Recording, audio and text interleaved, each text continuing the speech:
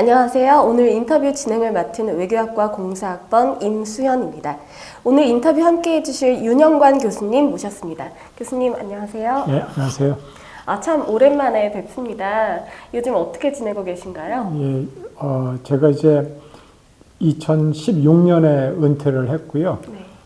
그 후에 뭐 계속해서 책 보고 연구하고 또 집필하고 책 쓰고 뭐 하는 그런 작업들을 하고 있고, 2021년 가을에는 하버드 대학의 정치학부에 가가지고 한 학기 강의를 하고 왔고요.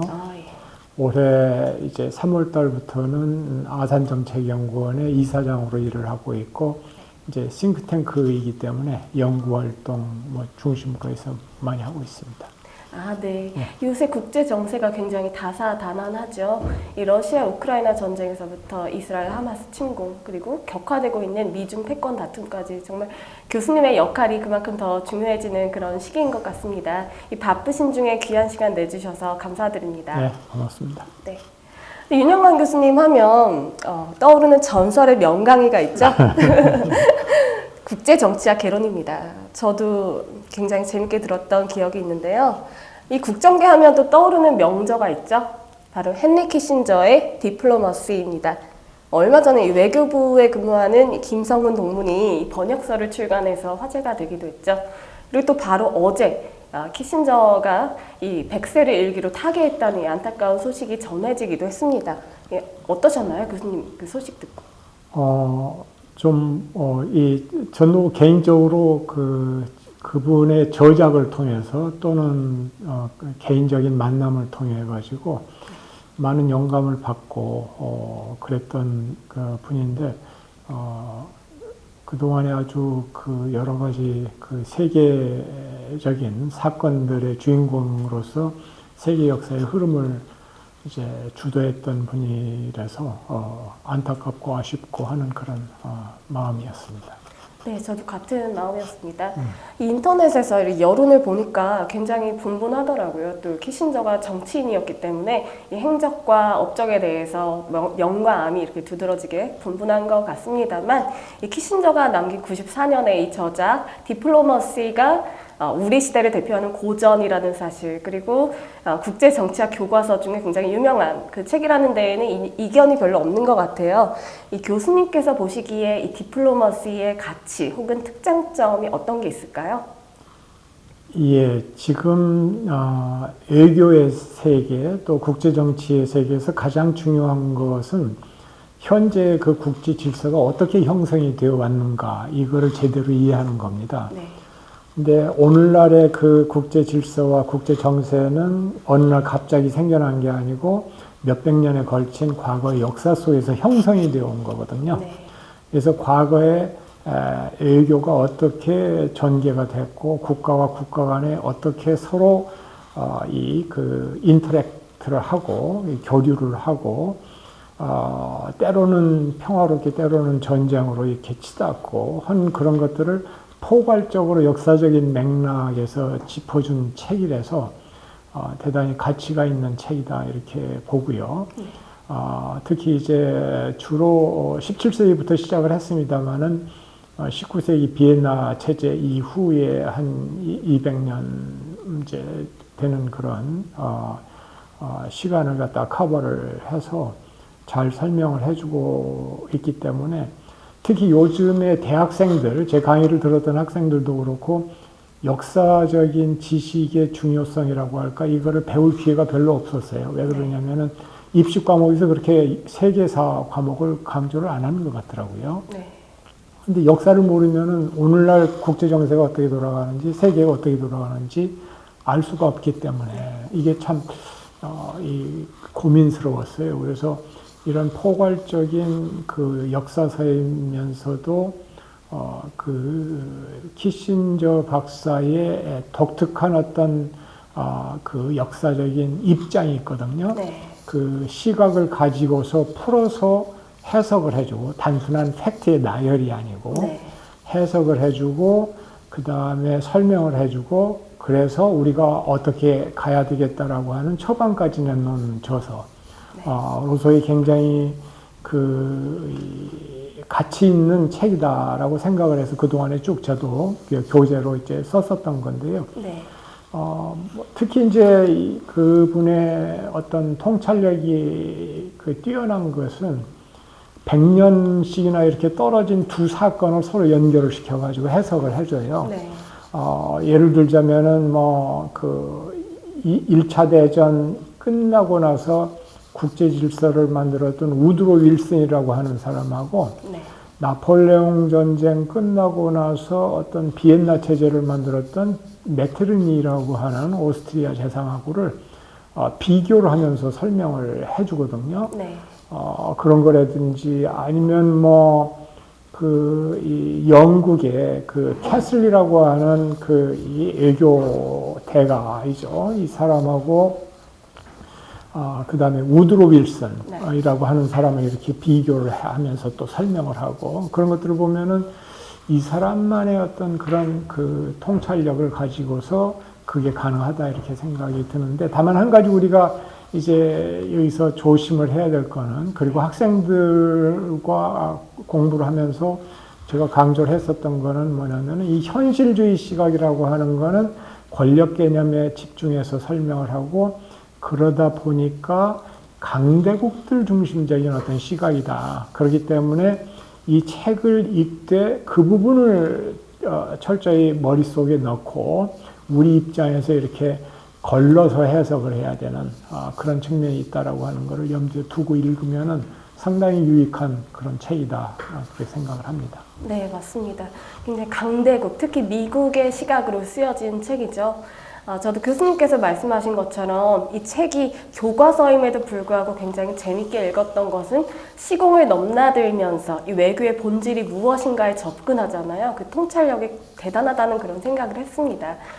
참 위트 있잖아요. 위트 있고 또 필력도 좋아서 술술 읽히는 책인 것 같은데 교수님께서는 이 디플로머시에서 이 명문장을 꼽자면 어떤 게 있다고 보시나요?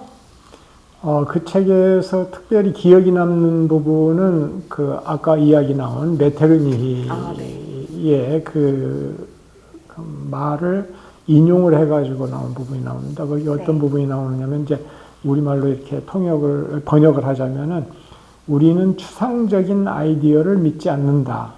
우리는 현실을 있는 그대로 받아들이고 현실에 대한 망상에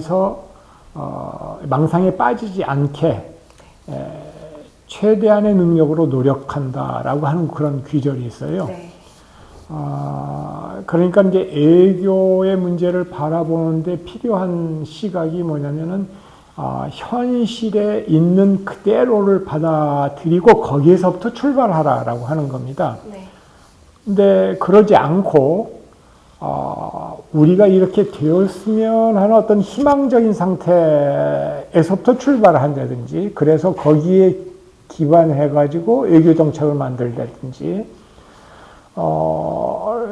또는 예를 들어서 감성적인 입장이 나는 이 막연히 이게 좋아 이게 싫어 라고 하는 호불호의 감성에서 예를 들자면 한국 사람들은 친미, 친중, 친일, 반미, 반일, 반중 이렇게 접두어를 붙여서 쓰잖아요. 나라 앞에. 네.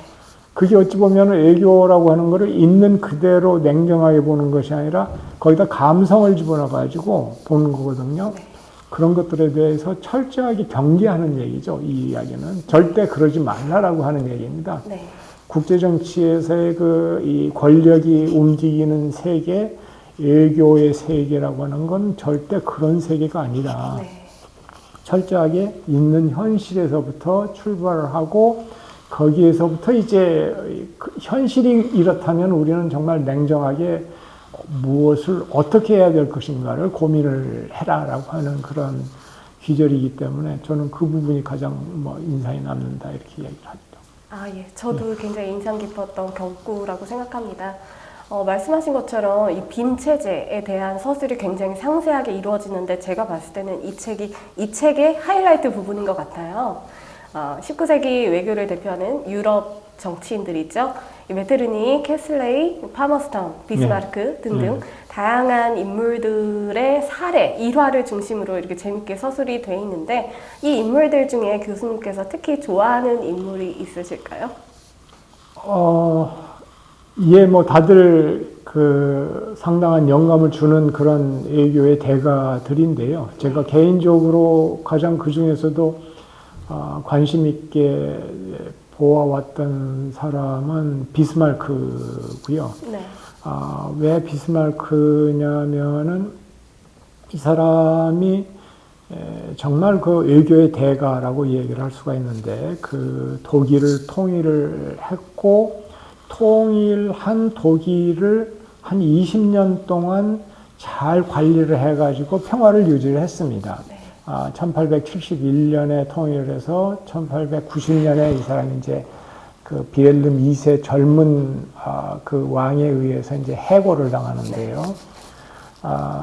그 후부터 이제 흐트러지기 시작하거든요. 1890년 이후에 독일의 외교가 이 비엘름 2세라고 하는 젊은 황제는 전혀 신중하지 못하고 현실주의의 어떤 그런 외교의 맥락에서 가장 중요한 덕목이 프루던스라고 보는데 신중함이라고 할까 이 정확한 어떤 그 이 코스트 베네핏에 대한 계산이라고 할까 이런 것들이 없었던 사람이거든요. 그래서 아주 그 유세 부리기를 좋아하고 이렇게 허세 부리는 것을 좋아하고 하는 그런 지도자였는데 그 사람이 이제 그 비스마르크가 짜놓은 국제적인 연대의 네트워크를 하나씩 깨나가기 시작합니다. 네.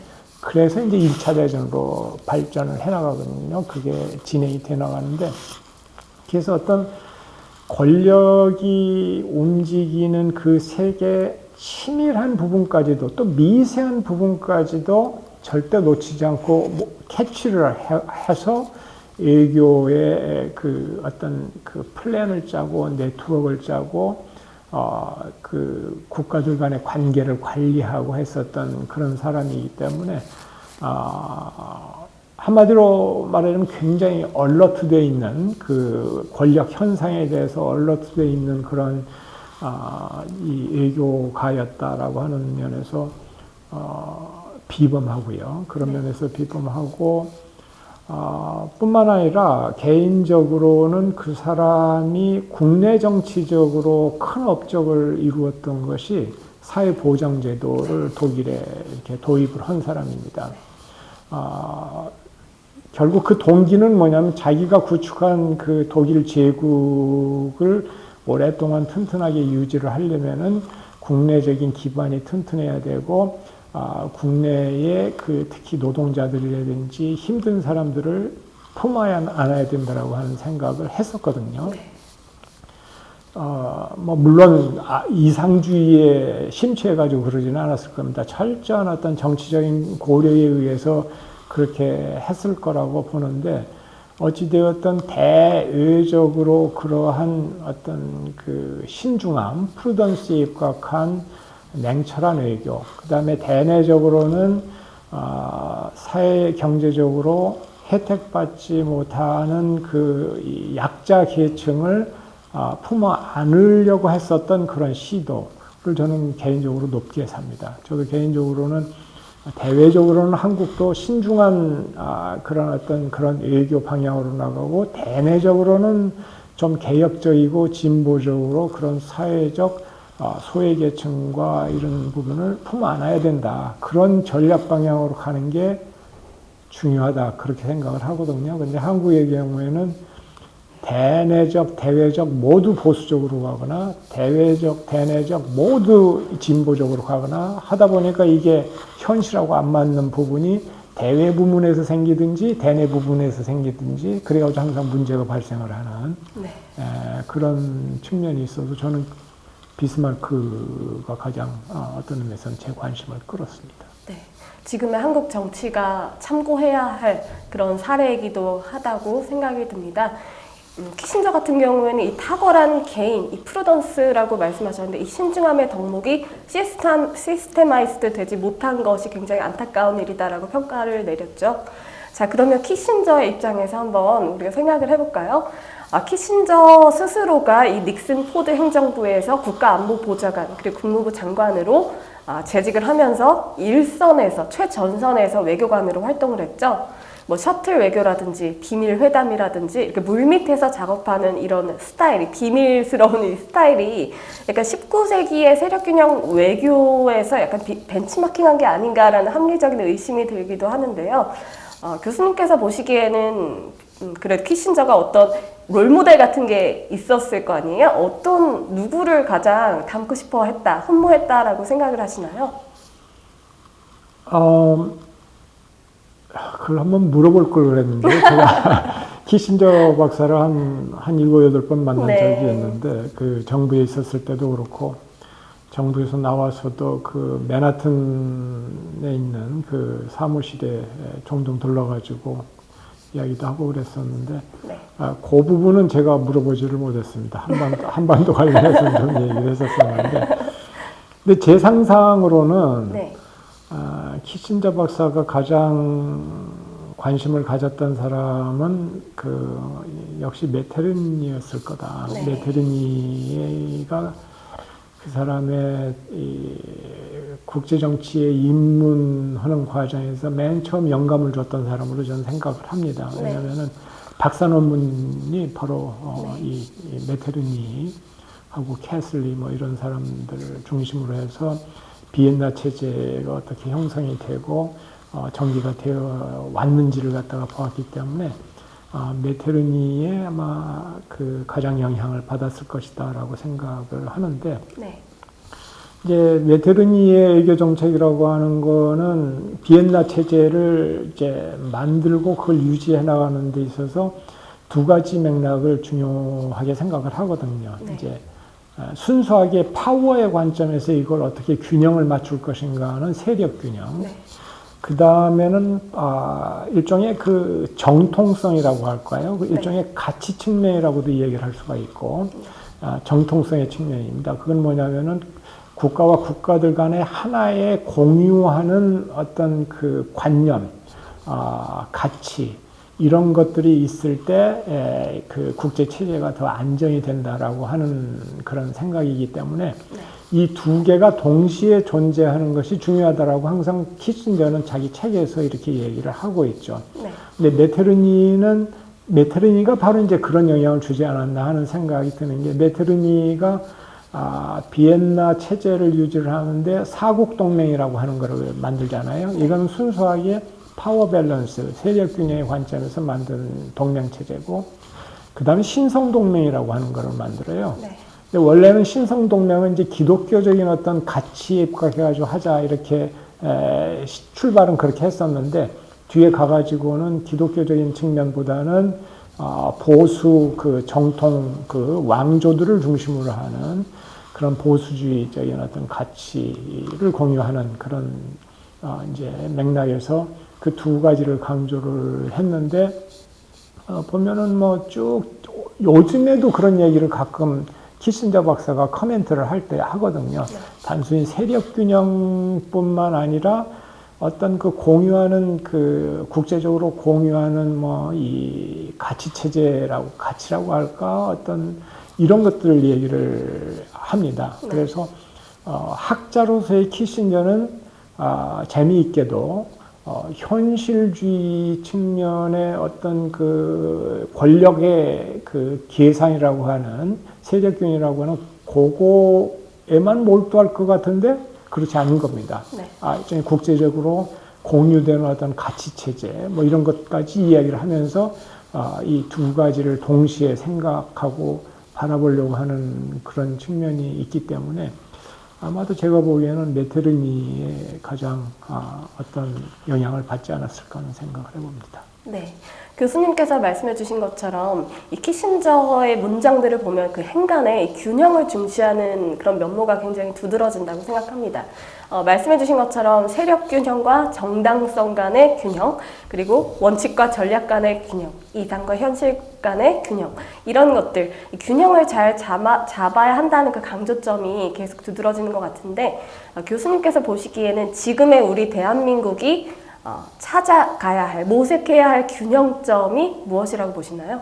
혹은 추구해야 할 미덕, 가치라는 것에 있어서 어떻게 생각하시는지 궁금합니다. 저는 이 책에서 우리가 한국 사람들이 배워야 될 포인트의 가장 중요한 거는 아까도 이 얘기가 잠깐 나왔습니다만은 외교라는 거를 감성이나 이 어떤 희망적인 사고나 또는 우리 어떤 국내 정파적인 뭐 이념의 관점에서 바라봐서는 안 된다라고 하는 거라고 저는 봅니다. 네. 기본적으로 외교라고 하는 거는 국가 이익을 철저하게 계산하고 따지고 그 이익을 추구하는 세계다라고 하는 것이죠. 네.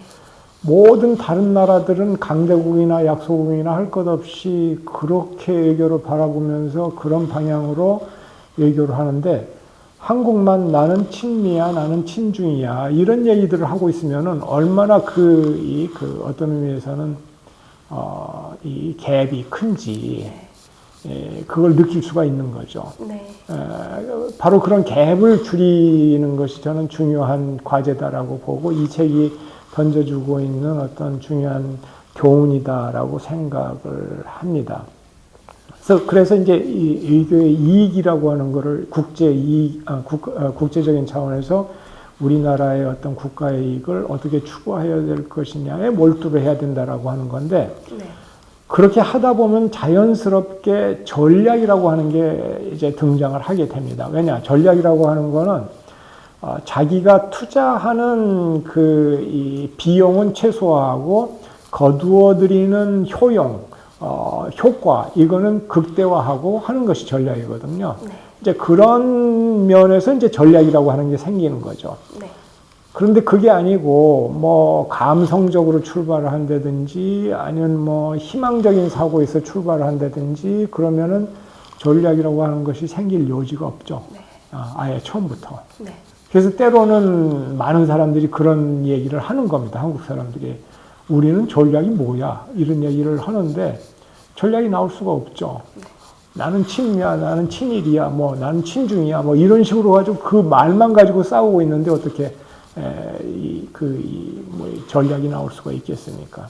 네. 그래서 이런 것들이 가장 중요한 어떤 의미에서는 그 교훈이라고 생각을 하고, 네. 한국의 입장에서 그런 맥락에서 이제 전략이나 이런 것들을 생각을 할 때 저는 먼저 그 고려를 해야 될 거는 도대체 한국이 어떤 상황에 처해 있는가라는 거에 대해서 인식이 철저해야 된다고 봐요. 네. 나는 세 가지를 주목을 해야 된다고 보는데요. 우리 입장에서. 첫째는 한국은 지정학적인 딜레마를 안고 사는 나라다. 작은 반도 국가인데 분단이 되어 있고 사방에 세계에서 1, 2, 3, 4등 하는 대국들로만 둘러싸여 있다. 중국, 일본, 러시아, 미국 이런 나라들로만. 근데 그 사실을 잊고 보니까는 잊어버리다 보니까는 치열함이 사라지는 거예요. 그러한 지정학적인 딜레마는 굉장히 치열하게 외교를 바라봐야 된다라고 하는 걸 보여주거든요. 그 얘기는 뭐냐면 그만큼 프루던스의 입장에서 신중에 신중을 기하고 철저하게 계산하고 따지고 모든 국제정치의 미묘한 미세한 변화까지도 캐치를 할 수 있는 능력을 갖춰야 되는데 전혀 그게 안 된다라고 하는 것이죠. 그래서 이 지정학적인 딜레마에 대한 고민이 필요하고, 두 번째로는 자유주의 국제 질서라고 하는 것 속에서 우리가 세계 10위권 경제 대국이 됐고, 그 다음에 민주주의도 이만큼 발전을 시켜온 것이다 라고 하는 겁니다. 요즘 뭐 그 로버트 케이건인가요? 하는 사람이 쓴 정글의 귀환이라고 하는 책을 보면은, 자유주의 국제 질서라고 하는 것이 국제 질서, 국제 정치의 세계에서 영향을 미친 시기는 굉장히 예외적인 존재다라고 이야기를 해요. 근데 그 예외적인 존재였던 국제정치 질서가 지금 무지하게 흔들리고 있어요. 위태위태한 정도까지 지금 가고 있거든요. 우크라이나 전쟁, 뭐 중국이 새로운 권위주의 질서 체제를 갖다가 만들어서 자기 세력권을 형성하려고 하고, 뭐 북한이 저렇게 하고 있고, 이 모든 것이 이제 그런 상황에 있기 때문에 우리 입장에서 이 포지셔닝을 어떻게 해야 될 것인가는 명백하죠. 자유주의 국제 질서를 유지를 하고 그걸 유지하기 위해서 노력을 해야 되고 국제적인 협력을 해야 된다라고 하는 건 명백한 것이고, 그 다음에 북한의 위협이라고 하는 것이 점증하고 있고 굉장히 위험한 수준까지 와 있다라고 하는 것을 그게 있는 그대로니까, 아까 이 얘기 나왔던 것처럼, 메테르니 얘기가 나왔던 것처럼 있는 그대로의 현실이 그러니까 그걸 인정을 하고 출발을 해야죠. 근데 마치 보면은 우리의 전략 얘기를 하면서 북한 얘기는 쏙 빠져요. 어떤 사람들이 얘기하는 거 보면은. 그러니까 그분들에게는 북한이라고 하는 거는 존재하지 않는 것처럼 생각을 하고, 마치 유럽의 오스트리아 같은 나라가 무슨 애교 얘기하는 것과 같은 비슷한 맥락에서 이야기하는 느낌이 들어요. 네. 또 어떤 분들은 북한이 있는 거는 인정을 하는데 남북 간의 화해 협력이 아주 잘 돼가지고 평화로운 상태에 있는 것처럼 가정을 하고 이 얘기를 해요. 그럼 제대로 나온 그 냉철한 전략이 만들어질 수가 없겠죠.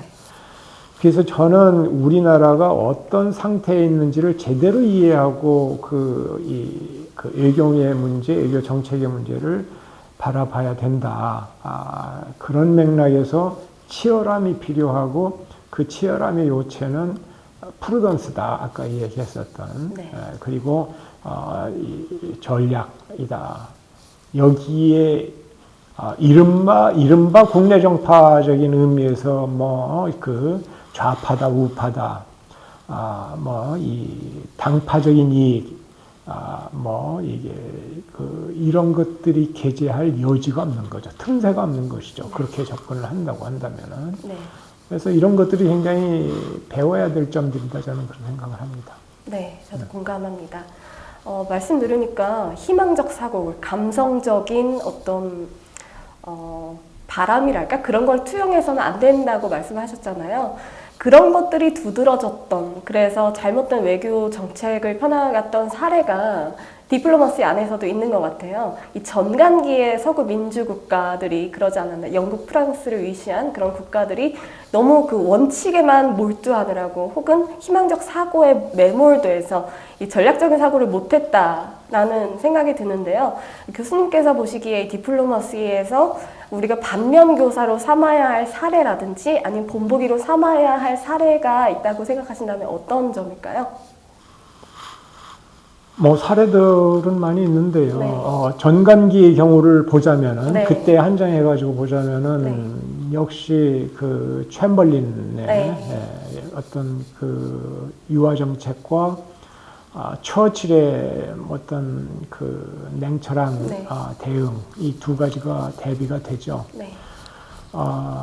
거기에서 우리가 배워야 될 교훈은 어떤 의도를 가지고 외교를 하는 것이 아니고, 어떤 결과가 어떻게 나올 것이냐에 초점을 맞추어서 전략을 짜야 된다라고 하는 겁니다. 네. 예를 들어서 그 챔벌린 같은 사람은 당시에 나치의 위협이 이렇게 막 높아지고 그러는데, 그 높아지는 상황에서 체코를 갖다가 내놓으라고 하는 그 요구만 받아들여 주면은 히틀러가 자기가 이 얘기하는 것처럼 더 이상 무리한 요구는 하지 않고 유럽의 평화가 오겠지라고 생각을 했거든요. 예. 그래서 뮌헨 회의 끝나고 런던의 공항에 내리니까 수많은 구름 같은 인파들이 와가지고 평화의 사도가 왔다 하면서 환영을 하거든요. 당시에 처칠 같은 사람은 그런 식으로 접근을 해서는 안 되고, 히틀러의 어떤 그 야심, 이미 몇 번의 사건들을 통해 가지고 그게 드러났고, 이 사람은 기본적으로 이 사람의 이 유럽에 대한 야심을 막는 길은 철저하게 파워 대 파워, 그러니까 권력을 가지고 상대방의 그 권력을 억제하고 압도하는 방식으로밖에 침략 행동을 제한할 수 없을 것이다. 그 이외의 방법은 이런 어떤 그 현실주의적인 어떤 의미에서는 그 로직을 가지고 대응을 했던 거죠.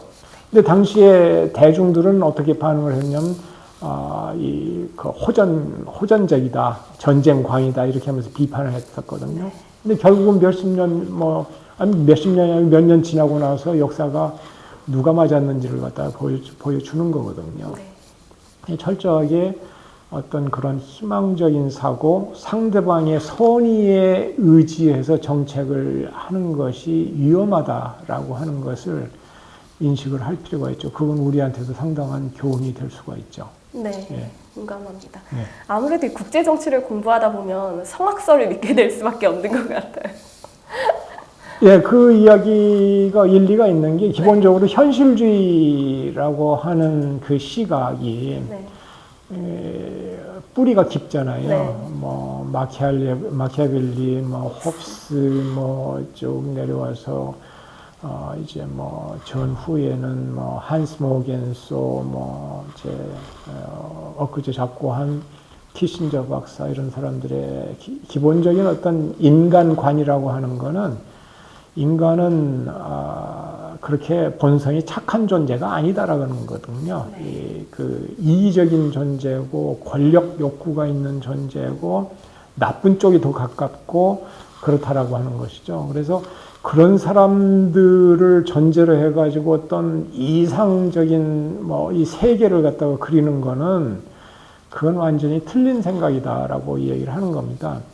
그러니까 그런 어떤 그 인간 본성의 어떤 악함이라고 할까, 그 비관적인 어떤 시각의 맥락에서 그래서 이 현실주의자들의 시각은 그러한 어떤 본성적으로 그렇기 때문에 그거를 어떻게 하려고 생각하지 말고 거기에 카운터베일링 하는, 그러니까는 그거를 갖다가 상대해가지고 견제할 수 있는 어떤, 그런 방식으로 대응을 해야 된다라고 하는 거거든요. 네. 무슨 뭐 레디컬한 어떤 이 소셜리스트들이 얘기하는 인간을 개조를 해가지고 교육을 통해서 훈련을 통해서 이렇게 사회가 개선이 돼 나갈 수 있다라고 믿어서는 안 된다라고 하는 겁니다. 네. 그러니까 이제 그런 면에서는 비관적인 사고인데 어찌 보면은 이상주의적인 접근보다도 훨씬 더 안전할 수가 있죠. 네. 그런 장점이 있죠. 어떤 의미에서는. 네. 뭐 그 나름대로의 또 한계가 있기는 하겠습니다만은 그런 측면이 있죠. 키신저가 어디에선가 이런 말을 했던 게 기억이 나요. 인간은 이 비극이 닥칠 것에 대한 감각을 유지해야 된다. 그런 비슷한 취지의 말이었던 것 같아요. 언제나 최악을 대비해야 되는, 그렇게 위해서 힘을 길러야 한다는 그런. 그게 이제 국제정치에서 이야기하는 억제 이론의 밑바닥에 깔린 거죠. 디터런스라고 하는 것이죠. 인간은 언제든지, 국가는 언제든지 전쟁할 수 있는 그런 존재들이기 때문에 전쟁이라고 하는 것은 언제든지 올 수 있는 것이기 때문에 그 전쟁을 막기 위해서는 죽을 때까지 이쪽에서 싸울 각오가 돼 있다라고 하는 그 각오, 이거를 상대방에게 인식을 시켜가지고 그래서 상대방의 행동을 조심하게 하고 침략 행위를 못하게 하자라고 하는 게 억제 이론이거든요, 사실은. 네. 그러니까 전쟁을 막으려거든 전쟁 준비를 철저히 하라라고 하는 얘기가 거기서 나오는 겁니다. 네. 네. 굉장히 이 역설적인 것 같지만 굉장한 어떤 의미에서는 의미 깊은 그 함축된 그런 의미가 있는 접근법이죠. 네, 공감합니다. 힘을 길러야 된다. 그리고 현실을 명확하게 볼 줄 알아야 한다. 그렇죠. 이런 교훈을 주고 있는 것 같습니다. 그 밑바닥에는 대신 어떤 의미에서는 그 비관적인, 낙관적인 게 아니라 비관적인 어떤 인간관이라든지 세계관이라든지 이게 깔려 있는 거죠, 밑바닥에. 한국 외교가 나아가야 할 방향에 대해서 방향성을 제시해 주신 것 같습니다. 상당히 중요한 함의가 있다고 봅니다. 우리 오늘날의 한국의 외교에 던져주는 그 함의가 굉장히 크다고 봅니다. 네, 맞습니다. 이제 2024년이잖아요, 곧. 이 세계 각지에서 중요한 선거들이 많아요. 보니까 40개국에서 총선 혹은 대선이 펼쳐진다고 합니다. 이 대만, 인도네시아, 인도, 러시아, 우크라이나 등등 비롯해서 다양한 국가에서 총선, 대선이 치러지잖아요. 그리고 우리나라에서도 총선이 있고 또 미국에서는 대통령 선거가 있죠. 우리나라 총선을 제외하고는 우리에게 그 중요성이 가장 와닿는 선거는 아무래도 미국의 대통령 선거가 아닐까 싶습니다. 지금 미국도 굉장히 다뤄야 할 문제가 많잖아요.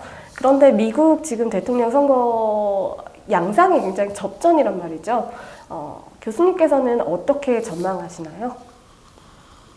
전망은 힘들고요, 솔직히.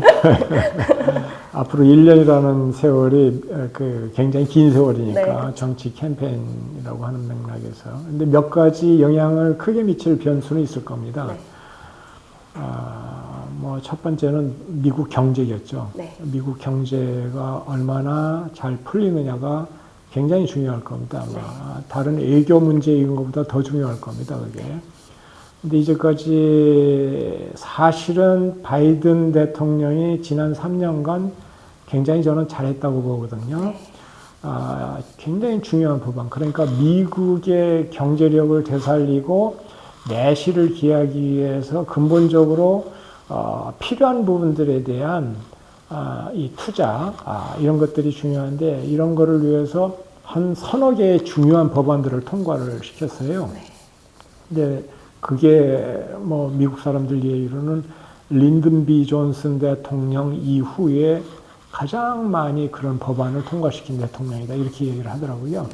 그래서 굉장히 틀을 잡았고 돈도 많이 풀었는데, 그래서 사실은 지금 현재 미국 경제가 다른 어떤 서방 경제 국가들 경제보다도 잘 나가는데, 이것이 밑바닥까지 쫙 어떤 의미에서는 그 혜택이 전파가 안 된 것 같아요. 그래가지고 미국의 보통 유권자들의 생각이 경제가 아직도 나쁘다라고 하는 그런 인식이 많아가지고 이게 표로 연결이 안 되고 있는 거죠. 근데 이제 내년 1년 동안에 그게 얼마만큼 더 표로 연결이 될 수 있게끔 그 경제가 좋아질 것인가. 이게 이제 굉장히 중요한 변수라고 보고요. 두 번째 중요한 변수는 이제 그 중동전이 빨리 조기에 정리가 돼야 된다라고 하는 것이죠. 네. 만약 이게 정리가 되지 않고, 지금은 확산 기세는 아닙니다만은, 이게 혹시 또 확산이 되고 뭔가 잘못되고 그래서 굉장히 길게 끈다 그러면은 아마 굉장한 공격을 받을 겁니다. 트럼프 진영으로부터. 외교를 봐라 하면서 이게 엉망이다 하면서 이제 공격을 받겠죠. 세 번째 중요한 요소는 우크라이나, 외교 분야에서 이 우크라이나 전쟁인데, 지금 상황이 좋지가 않습니다. 왜냐하면 그 중동에서 저런 전쟁이 터져가지고. 근데 이게 어떻게 빨리 종결이 잘 되고 러시아를 물리쳐낼 수 있을 것이냐라고 하는 것. 거기에서 미국이 얼마나 주도적인 역할을 하느냐, 이게 이제 중요하고, 또 하나 변수는 이제 중국 변수인데요. 다행히도 중국과 미국이 이제까지는 굉장히 대결 국면으로 이렇게 고조가 됐었는데, 이번에 정상회담을 통해서 이러지 말고 좀 수습 좀 하자라고 하는 숨돌리기 국면에는 온 것 같아요. 그래서 이 몇 가지 변수들이 제대로 이제 작동을 한다면은 바이든이 재선이 될 거고, 그렇지 않으면은 트럼프가 재선이 될 텐데, 트럼프 대통령이 이제 전 대통령이 재선이 되게 되는 경우에는 굉장히 국제정치적인 불안, 또 한국에도 많은 그 여파가 미칠 것이라고 저는 봅니다. 네. 교수님께서 말씀하신 것처럼 1년이라는 기간이 너무나 긴, 다이나믹한 일들이 너무나 많이 일어날 수 있는, 변수가 굉장히 많이 등장할 수 있는 그런 시간인 것 같습니다. 그만큼 우리 중단기적으로 굉장히 많은 변화가 예상되는데요. 이 다이나믹한 국제 정세 속에서 우리가 어떻게 대처해 나가야 할까요? 지금 국제 정치의 어떤 성격이라고 할까, 국제 질서의 어떤 본질이라고 할까, 이게 질적으로 달라져 버렸어요. 한 5, 6년 전서부터. 저는 먼저 그거에 대한 인식부터 이 정책 결정자들과 국민들이 좀 더 철저하게 해야 될 거라고 봅니다. 이러한 국제 질서의 질적인 변화가 무엇을 의미를 하는지 고민을 하고 대응책을 만들어 나가야 된다 이렇게 생각을 하는데, 이 질적인 변화라고 하는 거는 뭘 의미를 하느냐면은 일단 그 전까지 구체적으로는 2018년까지만 하더라도 미국이 중국에 대해서 포용 정책을 벌이지 않았습니다. 그래서 미중 간의 협력적인 분위기나 관계가 유지가 되어 왔는데, 트럼프 2년 차가 됐던 2018년에 완전히 미국 정계 안에 초당적으로 이제 중국에 더 이상 기댈 게 없다. 그동안 우리가 중국에 많은 기대를 하고 그래서 포용 정책을 펼쳐왔는데 그 결과는 정반대로 나오고 있다. 라는 결론에 도달을 해서 완전히 대중국 정책을 바꿔버렸어요. 대결 정책으로. 그거를 이제 트럼프 대통령이 했고, 그 다음에 바이든 대통령은 그 정책을 물려받았을 뿐만 아니라 그걸 더욱더 체계적으로 오거나이즈 해가지고, 미국의 장점인 수많은 동맹국들을 갖다가 연대를 하고 네트워크를 만들고 해가지고 마치 옛날에 비스마르크가 그랬던 것처럼 그런 이 네트워크 외교를 이 구사를 하고 있죠. 그렇기 때문에 한국을 둘러싼 국제 질서의 본질이 바뀌어버린 겁니다. 미국은 한국의 동맹국이고 중국은 경제적으로 굉장히 깊은 관계에 있고, 그렇기 때문에 과거 5년 전 그 이전에 우리가 채택했던 그런 전략 개념이 이제는 더 이상 맞지가 않는 상황이 왔어요. 네.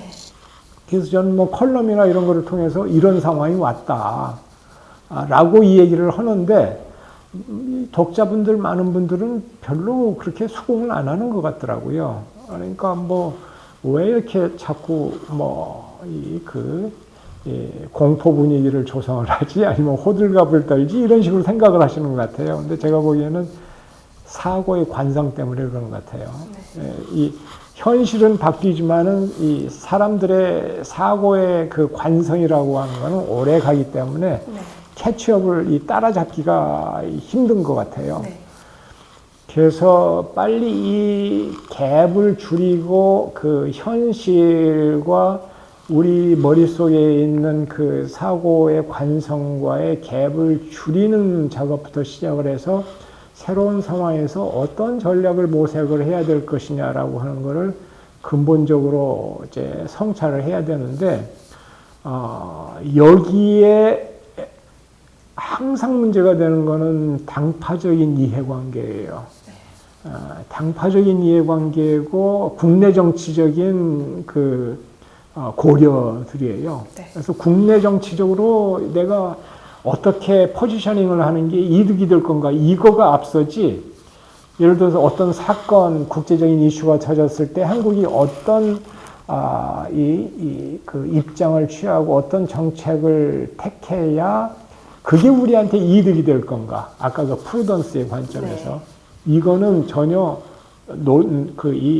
논쟁거리의 주제도 아니에요. 그러니까 본질은 사라지고 껍데기에 어떤 그 당파적인 어떤 싸움의 그 외투만, 그 외양만 있는 셈이 돼버리는 거죠. 그러니까 제대로 대응을 못 하게 되는 거겠죠. 앞으로 다가오는 어떤 그런 여러 가지 국제적인 도전에. 그러다 보면 이제 엉뚱한 어떤 대응을 할 수가 있고, 엉뚱한 대응을 하다 보니까 이제 엄청난 부작용이 생기고, 부작용을 수습하려다 보니까 아까운 외교력을 소진을 하고 뭐 이런 일들이 벌어질 수가 있는 거죠. 그래서 저는 가장 시급한 게 저는 그거라고 생각을 합니다. 지금 변해버린 국제정치 현실과 우리 어떤 그 인식 간의 갭을 없애고 있는 그대로에서부터, 지금 현재 상황에 그 있는 그대로의 현실에서부터 전략을 모색을 해나가는 것. 그것이 저는 필요하다 이렇게 생각을 합니다. 네, 그 갭을 줄이는 데 있어서 교수님께서 하실 일이 참 많을 것 같습니다. 참 역할이 중요해지는 시기라고 봅니다. 교수님께서 그러면 이제 향후 계획이나 혹은 어떤 그런 게 있으실까요?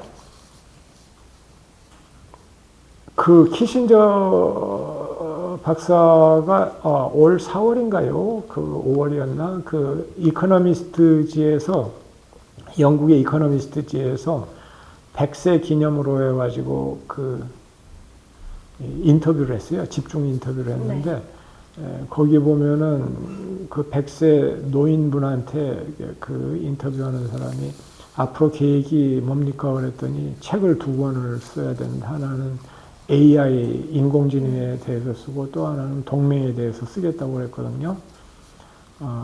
저는 그 키신저 박사님보다 훨씬 젊으니까